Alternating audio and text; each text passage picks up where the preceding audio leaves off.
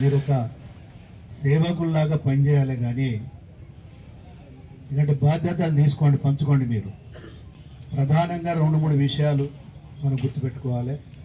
కలిసి ఒక టీమ్గా పనిచేయండి. ఇక్కడ అధికారులు కానీ, కమిటీ సభ్యులు కానీ, లేదా మేము సేవ చేస్తామని ఎవరన్నా వాలంటరీగా వస్తే కూడా వాళ్ళ వివరాలు తీసుకోండి. అంతేగాని నేను వచ్చిన పని చేస్తున్నట్లు కుదరదు.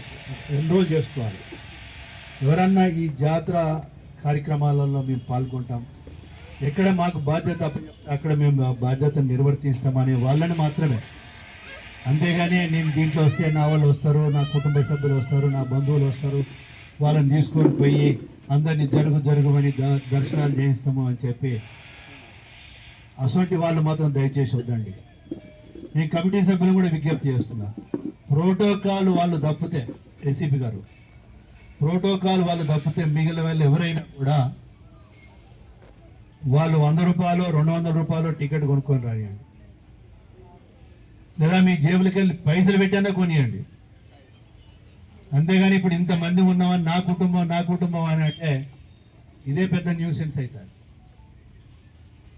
ఈవెన్ మెంబర్ల యొక్క కమిటీ ఫ్యామిలీ మెంబర్స్ కూడా 200 రూపాయలు కొనుక్కుంటారా, 100 రూపాయలు కొనుక్కుంటారా, కొనుక్కొని టీంలో లైన్లో రావాలి. అంతేనా? చైర్మన్ గారు వస్తాను, డైరెక్టర్ గారు వస్తాను అని పెత్తనం చేద్దామా, సర్పంచ్లు వద్దామని? ఎందుకంటే మీరు అందరూ సేవకులాగా పనిచేయాలి.